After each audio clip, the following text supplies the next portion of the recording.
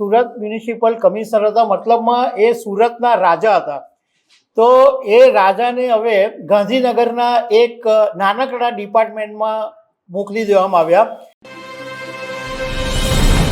ગુજરાત સરકારે મંગળવારે મોડી રાત્રે ધડાકો કર્યો અને સુરત મહાનગરપાલિકાના કમિશનર એમ નાગરાજનની તાત્કાલિક ગાંધીનગર બદલી કરી દેવામાં આવી અને એમના બદલે અત્યારે સુરત જિલ્લાના કલેક્ટર તેજસ પરમારને વધારાની જવાબદારી સુરત મહાનગરપાલિકાના કમિશનર તરીકે સોંપવામાં આવી છે.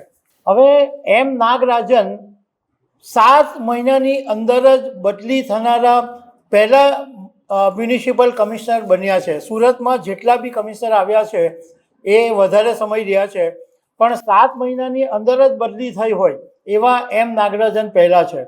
હવે નાગરાજનની બદલી કેમ થઈ એ બધાને ખબર જ છે, પરંતુ એ વિશે હું થોડી ડિટેલમાં વાત કરીશ. આમ તો મુખ્ય મુદ્દો નાસિરનગર ઝૂંપડપટ્ટી ડિમોલેશનનો છે કે જેની અંદર નાગરાજન હોમાઈ ગયા.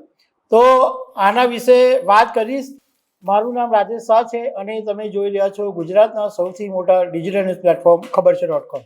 સુરતના કતારગામ વિસ્તારની અંદર નાસિરનગર ઝૂંપડપટ્ટીનું વહેલી સવારે ડિમોલેશન થઈ ગયું. એ જ દિવસે સુરત મહાનગરપાલિકાએ કીધું કે આ ડિમોલેશન તો અમે કર્યું જ નથી, અને એ પછી એટલો બધો હોબાળો મચ્યો અને એમ નાગરાજનને ભારે મુસીબતનો સામનો કરવો પડ્યો, કારણ કે મીડિયાને જવાબ પણ આપી નહીં શકે એવી સ્થિતિમાં નાગરાજન આવી ગયા હતા.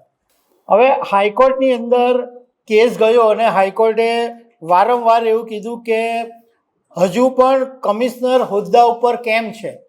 એટલે આખરે સરકારને એવું લાગ્યું કે સરકારની ભારે બદનામી થઈ રહી છે, એટલે કમિશનર તરીકે એમ નાગરાજનની ગાંધીનગરના સર્વ શિક્ષા અભિયાનના પ્રોજેક્ટ ડાયરેક્ટર તરીકે ટ્રાન્સફર કરી દેવામાં આવી અને અત્યારના જે સુરત જિલ્લાના કલેક્ટર છે તેજસ પરમાર, એમને વધારાનો હવાલો સોંપવામાં આવ્યો. એટલે એક રીતે જોવા જઈએ તો સુરત અત્યારે ઇન્ચાર્જના હવાલે છે, કારણ કે સુરત પોલીસ કમિશનર અનુપમસિંહ ગેહલોતના અમદાવાદ ટ્રાન્સફર પછી ઇન્ચાર્જ તરીકે ઝાબાંગ ઝમીરને મૂકવામાં આવ્યા છે અને હવે સુરત મહાનગરપાલિકાના કમિશનર તરીકેની વધારાની જવાબદારી કલેક્ટર તેજસ પરમાર પાસે છે. એટલે 2 ઇન્ચાર્જ જે મહત્ત્વના પદ છે એ ઇન્ચાર્જના ભરોસે છે.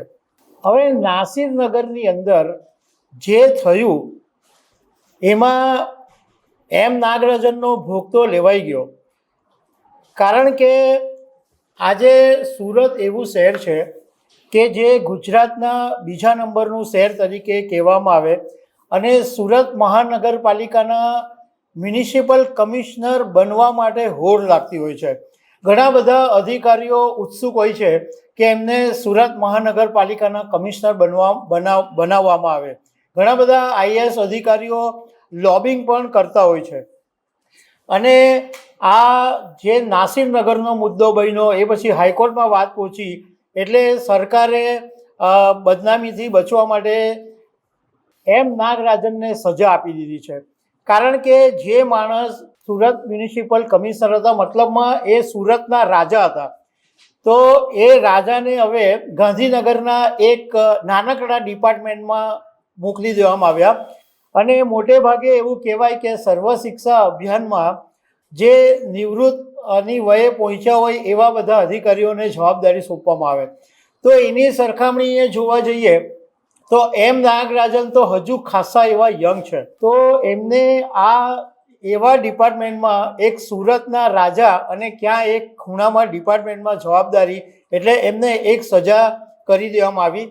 જોકે માત્ર નાસિરનગર કાંડને કારણે જ નાગરાજનનો ભોગ લેવાયો એવું નથી, પરંતુ તાજેતરની અંદર જે સુરતમાં ચોમાસામાં વરસાદ પડ્યો એમાં પ્રી મોન્સૂન કામગીરીની પોલ ઉઘાડી પડી ગઈ અને ખાડીપુરની જે સમસ્યા ઊભી થઈ એમાં પણ નાગરાજન નિષ્ફળ ગયા હોય એવું ચિત્ર સામે આવ્યું. 2 વખત આ વખતે સુરતમાં પૂરની સ્થિતિ ઉદ્ભવી અને એને કારણે સુરતના પૂર્વ મ્યુનિસિપલ કમિશનર શાલિની અગ્રવાલને વધારાની જવાબદારી સોંપાઈ.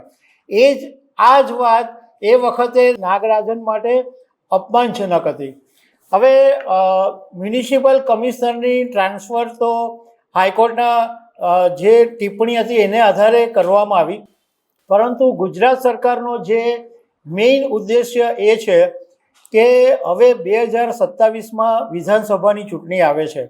આમ તો ગુજરાતમાં કે ખાસ કરીને સુરતમાં ભાજપને માટે કોઈ વાંધો આવે એવી સ્થિતિ નથી, પરંતુ એમ છતાં કોઈ અસર નહીં પડે અને સત્તાધારી પાર્ટી ભાજપ માટે વોટ બેંક એ સૌથી વધારે મોટો મુદ્દો છે.